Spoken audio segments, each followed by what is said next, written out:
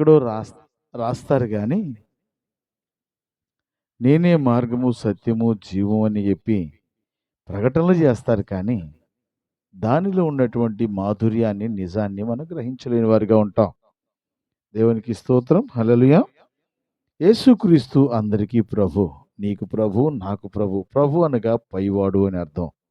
మనకన్నా పైవాడిగా ఉన్నటువంటి ఆయన దగ్గర మనం మొరపెట్టుకోవాలి, ప్రార్థన చేయాలి. ప్రార్థన అంటే ఏంటి? మందిరానికి వచ్చి కూర్చోటమా? ప్రార్థన అంటే ఏంది? ప్రార్థన అంటే నువ్వు ప్రభుతో మాట్లాడతావు. మరి ఆయనతో మాట్లాడిన నీతో ఆయన మాట్లాడాలంటే వాక్యం ద్వారా మాట్లాడతాడు. ఈ విషయాలు గ్రహించినటువంటి మనము తప్పనిసరిగా దేవుని దగ్గర ప్రార్థన చేయాలి, వాక్యం చదువుకోవాలి. ఎందుకంటే ఆయన అందరికీ ప్రభు కాబట్టి. హల్లెలూయా. నేను కొన్ని మాటలు ఈరోజు సంఘంలో చెప్పినయే ఆ కాగితాన్ని జేబులో పెట్టుకున్నాను, రెఫరెన్స్‌తో తయారు చేసుకుని. అంటే ఇది రాత్రి నేను 3 గంటలప్పుడు ప్రార్థన చేసుకుని ఈరోజు ఉదయం సంఘాల్లో మరి 3 సంఘాల్లో 3 స్థలాల్లో 3 రకాలైనటువంటి బోధ జరిగించాలి. ఒక సంఘం ఏమో అన్యుల సంఘం, అందరూ చదువర్లు, పిహెచ్డీలు, ఎంఏలు, పిహెచ్డీలు చేసి స్కాలర్స్గా ఉన్నారు, హెచ్ఓడీలుగా ఉన్నారు, ఎంప్లాయీస్గా ఉన్నారు, బ్యాంక్ మేనేజర్లుగా ఉన్నారు, చిన్న చితగా ఉద్యోగాలు చేసేవారిగా ఉన్నారు. ఒక సంఘంలోనేమి కాస్త పొలాలు సంపాదించుకుని, ఆస్తులు సంపాదించుకుని, ఇళ్ళు వాకిళ్ళు కట్టుకుని, బ్రతుకు మార్గాలు చూసుకుని ఆటోలు, కార్లు, వాలా కార్లు తిప్పే సంఘాలు ఒక చోట ఉన్నారు. ఒక చోటేమి కటిక పేద స్థితిలో ఉండేటువంటి కూలి నాలికెళ్తూ ఏ రోజు కూలికెళ్ళి ఆ రోజు తెచ్చుకుని తినేవారిగా ఉన్నారు ఒక చోట. ఇప్పుడు సంఘాలు 3 భాగాలుగా ఉన్నప్పుడు ఈ 3 భాగాల్లో బోధించాలన్నప్పుడు ఒక సేవకుడుగా నేను కూడా ఎంఏ దాకా చదువుకున్నాను. ఈ చదువు కాదు కావాల్సింది, దేవుని యొక్క ఆత్మ జ్ఞానం కావాలి. నేను ప్రార్థన చేసుకున్నప్పుడు దేవుడు ఒక సంఘంలో చెప్తానికి ఒక చిన్న మాట నాకు గుర్తు చేశాడు. సేవకులు అయినటువంటి వారు రకరకాలుగా చెప్తూ ఉంటారు. నువ్వు పాపం చేసావు, పాపం చేసావు, పాపం చేసావు అంటారు. పాపం అంటే ఏంటి?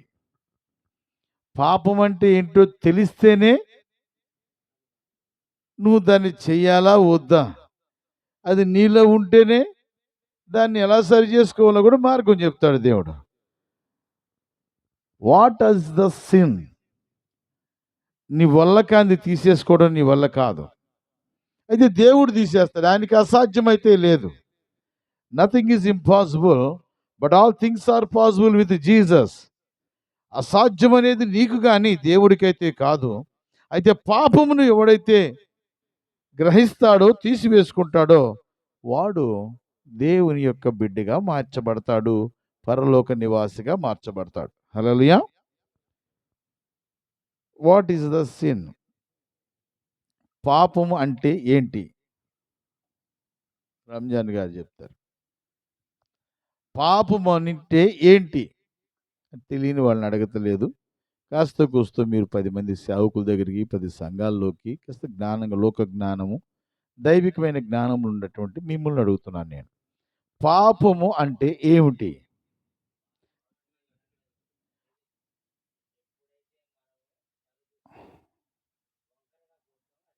ఓకే. ఇంకా దేవుని మాట వినకపోవటం పాపము. అది ఏ విధమైనటువంటి మాటను కావచ్చు. నువ్వు అక్కడికి వెళ్ళొద్దు, నువ్వు వెళ్ళావు, చెప్పినవాడు దేవుడు కాబట్టి పాపము.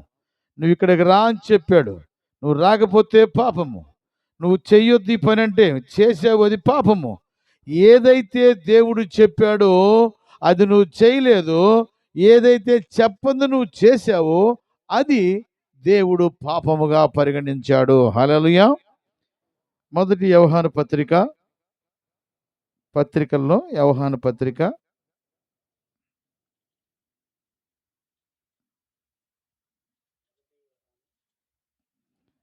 3వ అధ్యాయం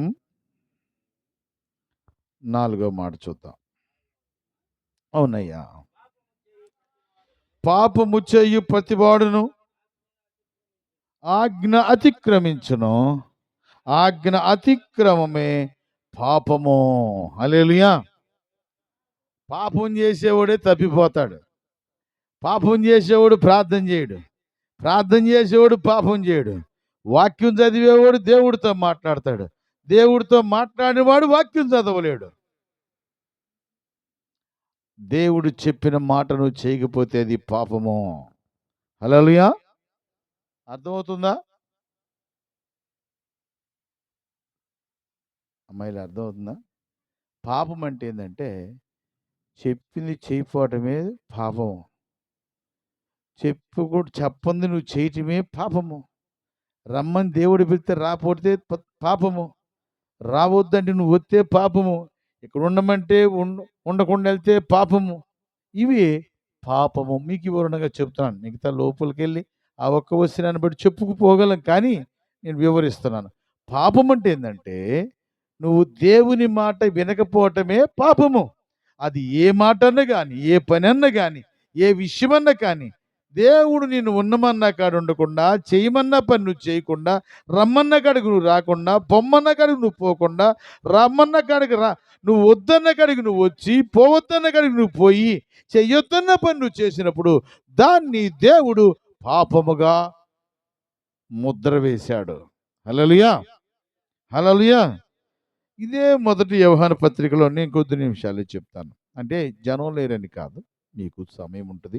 ఇప్పటికే సకాలాతీతమైంది కాబట్టి పెందల కాడ ముగించుకుందాం. మరొకసారి 8:30 అయింది, 9:30 కాడ ముగించుకుందాం. ఓకేనా? అంతేనా మీరు చేసేది?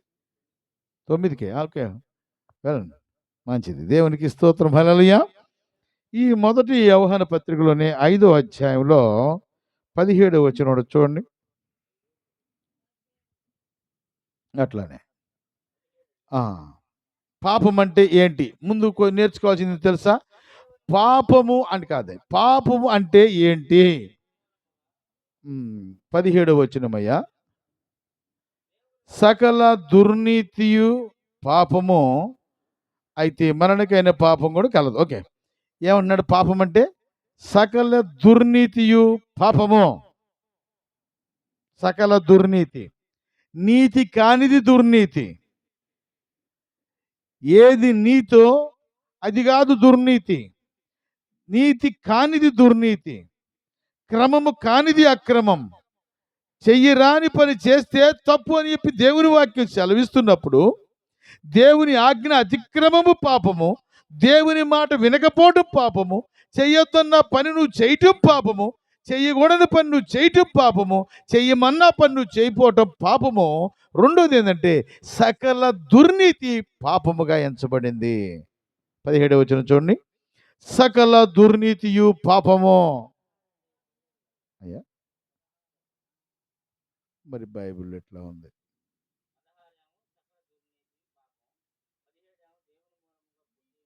బైబిల్లో 18 ఉంది. అవి తప్పులవుతాయి.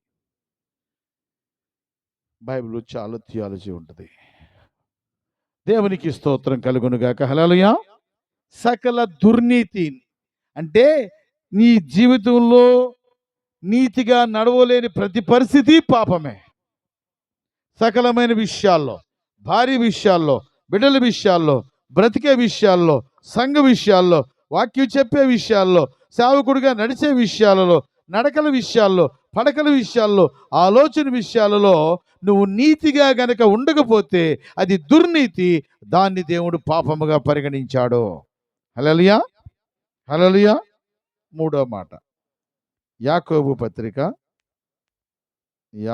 పత్రిక 4వ అధ్యాయము. తీసారా? 17వ వచనం. అవునయ్యా. కాబట్టి మేలైనది చెయ్యదగినయుండి అరిగి అలాగ చెయ్యని వారికి పాపము. చక్కగా ఉంటుంది మాట. మేలైనది చెయ్యదగుండి, మేలైనది అంటే మంచి పని చెయ్యదగి ఉండి కూడా నువ్వు చేయలేకపోతే పాపము. హల్లెలూయా. వీటిని ఎవడు పాపం అనుకోకూడదు. ఆడితో నాకెందుకు అనుకుంటాం, కానీ నా జేబులో 100 రూపాయలు ఉన్నాయి, అశోకు ఆకలితో ఉన్నాడు. నాకు ఇంటికి పోయి నా భార్య పిల్లలతో నేను భోజనం చేయడానికి రూ. 40 ఖర్చు అయింది. రూ. 60 నాకు మిగులుతాయి. అయితే అశోకు ఆకలితో ఎదురొచ్చి నాకు ఎదురుగా ఉన్నప్పుడు, తమ్ముడు ఏందంటే ఆకలి ఉందన్న, నా కళ్ళు తిరుగుతున్నాయి అంటే, నేను ఒక రూ. 10 సాయం చేయటంలో తప్పు లేదు. చెయ్య చేసే చేయగలిగి ఉండి కూడా, నా దగ్గర 100 ఉండి అతనికి ఒక రూ. 10 ఇవ్వగలిగి ఉండి కూడా నేను ఇవ్వలేకపోతే నా డబ్బు నా ఇష్టం, దానికి ఏం తప్పు ఉంటుంది. కానీ దేవుడు అంటున్నాడు అది పాపము అంటున్నాడు. హల్లెలూయా. నువ్వు చెయ్యదగినదై ఉండి, నువ్వు ఎవరిదగినదై ఉండి, నువ్వు పాడదగిన వాడివై ఉండి, వాక్యము బోధించదగిన వాడి ఉండి, బేరీజులు చూసుకోకుండా నువ్వు చేయగలిగిన మేలు చేయదగిన వాడికి చెయ్యకపోవటం కూడా పాపము.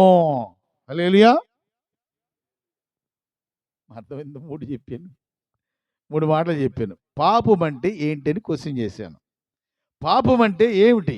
పాపం అంటే దేవుడి మాట లేకపోతే వాక్యమును అంగీకరించకపోవటం పాపం. దేవుడు రమ్మంటే రాలేదనుకో, సేవకుడు పిలిచిండు నువ్వు రాలేదు, అది దోషం. వాక్యము నీకు కూడా బోధించింది, ఆయన ఆజ్ఞలను, కట్టడలను, విధులను, మార్గాలను నువ్వు ఎప్పుడైతే తప్పిపోతావో అప్పుడు పాపం చేసిన వాడు అవుతావు. హల్లెలూయా. అది పాపము. ఆజ్ఞ అంటే ఏంది? ఆయన మాట. విధి అంటే ఏంటి? నిర్ణయించింది. ఆయన ఆయన ఆలోచన ఏంటి? నువ్వు పరలోకం రావాలని. వీటికి వ్యతిరేకంగా నువ్వు భూమి మీద నడుస్తుంటే అది పాపము. ఆజ్ఞ, మాట, విధి నువ్వు తప్పిపోయావు కాబట్టి పాపం. రెండోది ఏంటది? సకల దుర్నీతి, సకలమైనటువంటి